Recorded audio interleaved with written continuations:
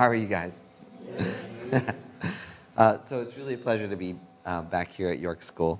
And today I'm going to talk to you a little bit about my own kind of life's obsession with finding new ways to use computers for kind of music, video, and art expression.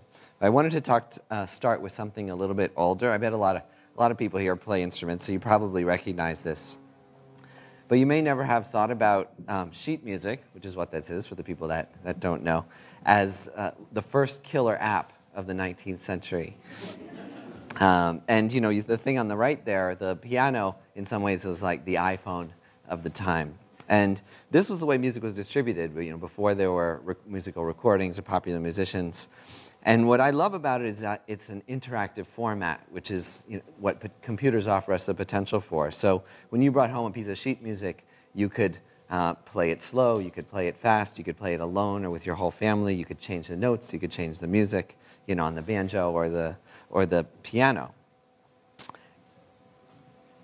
And as music evolved, it turned into this one-way format that began kind of early in the 20th century. I like to talk about the vinyl album because it may be kind of the most perfect format for music that there was. And most of you here have probably touched one. The younger people might have bought it at Urban Outfitters, but still, you know, LP sales doubled, you know, last year, and I'm pretty sure it's entirely due to Urban Outfitters. But beware when they stop selling albums. But what's beautiful about this format is that it engaged all of your senses. Obviously, you know, when you brought it home, you could hear it, but it was a bit mysterious before. You'd have to see it in the record store and then literally judge it based on its cover, the artwork, the lyrics on the back, the liner notes when you got it inside. Then when you open it up, you could touch it and feel it. You can actually smell it, and if you wanted to, you know, you could taste it. And for those of you that remember, listening to an album for the first time was a very special experience. A lot of us had our record players down low, and often, you know, with the little carpet in front. In many ways, it was like a holy experience. You know, you put the record down. For some, right? For those of you that remember it. And then you're stuck in that room, you know. You'd be there listening and getting to know it. It was a lot like a first date, which actually have mostly gone out of style now as well. But the beauty of a record and that experience was that you could really get to know it and fall in love with it. And if you liked it, you might listen to it again. You'd have a long, deep experience with it. And now with MP3s, you know, in many ways it's the worst format that's ever been invented for music. And it's more like we kind of hook up with music now rather than fall in love with music. We listen to a little here, a little there. You might just never hear that song again. Just and so a lot of what I've wanted to do with my career is to get back to that long-form, deep engagement with music, but not, you know, boo-hoo about albums disappearing, but find something that might be even better through using technology. So there's something that happened. I bet a lot of you guys know about this. So this is a phenomena, again, a couple years ago. These videos started taking YouTube by storm. Kind of an easy meme. You know, easy to reproduce yourself. Some of you here might have done it yourself. And, you know, we all probably had different thoughts when we saw these videos. But my thought was, wow, I think I want to start another company around this idea. Because 500,000 of these were made, well, 40,000 were made in 2 weeks. 500,000 were made over 6 months. So it showed me there was an enormous demand out there for people to make their own music videos. And so this phenomenon and a couple of others, what I started to realize is that everything that I had learned was art and digital art was all of a sudden becoming a product. So for example, there was this digital art piece in 1994 called The World's First Collaborative Sentence. And it sounds so kind of idealistic, where this artist, Douglas Davis, said, oh, I'm going to make this interactive story where anybody in the world can add a sentence to it. Everyone will write a sentence. Everyone will contribute to this. You know, you could imagine everyone doing this every day on Earth. People are like, yeah, right. So then, of course, something else came along, you know, about a decade later, and all of a sudden we're all doing it. Everyone is carefully crafting sentences every day to share with each other. And I like to bring this up because I really think Twitter is a work of art. It's become so ubiquitous that we don't think of it that way, but think about the kind of personal self-expression that it's enabled. Similarly, only the nerdiest people used to hang out, carry these heavy Rolleiflex cameras because they made these cool square photos, and they had this really neat kind of quality to the film. And then again, Instagram came along, and now Instagram is actually even more popular than Twitter. It's just behind Facebook as the most popular social network in the world, and that's incredible that people every day are handcrafting little arty square photos to share with each other. Like, do not underestimate the beauty and the power of what that's doing to culture. We're moving towards a maker-creator culture from a consuming culture.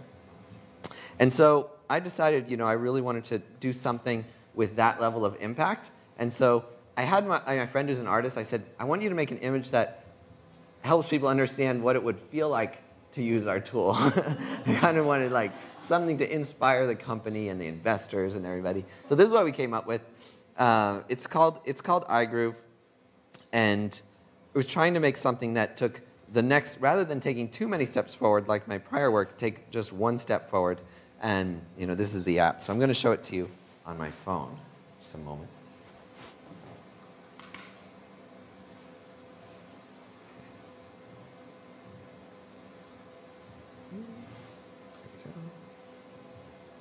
Works well, great. So this is Eyegroove. And what it is, it's a social network for music video, but where everybody can create music videos every day. So I'm going to show you just a few of my favorites. Go down here, some of the best from last year. So these are made by normal people. That's what's amazing, is that in some ways it's the first app that lets people actually make a well-produced video that conveys the mythology, your personal mythology of your own life.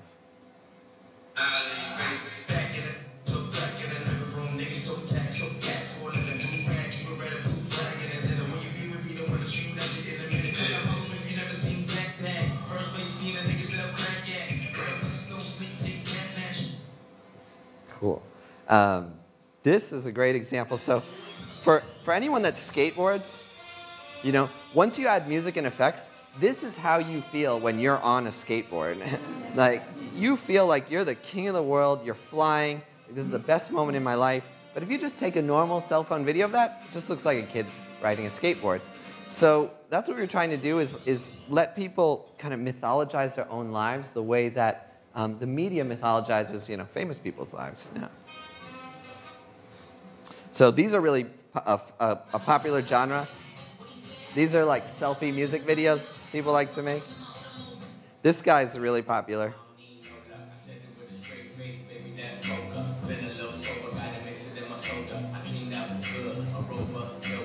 And then this is more arty kind of videos people create.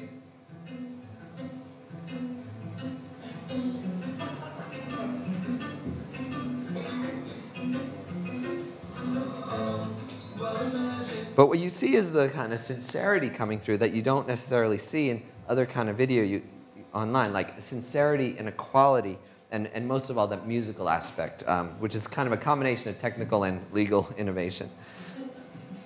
Some of these I don't even know how the people managed to pull them off. They're very, very sophisticated in their use of effects and editing. This guy's one of our best creators. So very, very quickly, here's how you make something. You just pick a song. This was, like Austin was saying, it's hard to find a song that doesn't swear. I was really working hard on that today. And then, funnily, a clean song I found was by Clean Bandit. So I picked this song. And then you can choose where in the song you're going to work with. The videos are limited to 20 seconds. And then you're shooting. But we wanted to make this instantaneous, it's not a complicated studio. Everything is just under your fingertips. So all the effects happen immediately as you're doing it. So let's try. And you can also control the effects. So you can actually animate them just by dragging with your fingertips. So let's do that.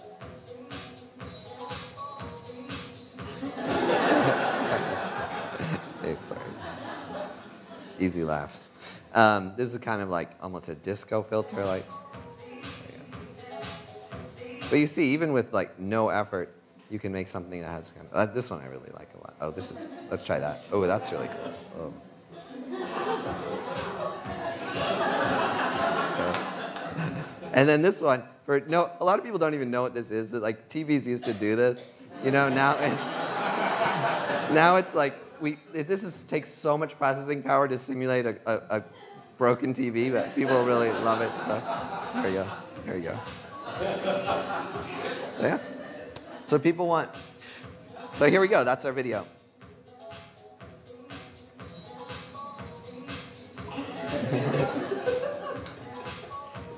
And then you can add a hashtag, of course. We all love tagging. There we go. So that's it. And then all the things you'd expect, be able to share it in like every social network there is. But the key is to move this kind of visual culture towards sincerity and quality and emotion, like conveying your inner life, like more of the qualities of what great art can do to make that accessible to everyone. So just want to end with one little thing here. Hopefully this will work. Get this image up. There we go. Okay.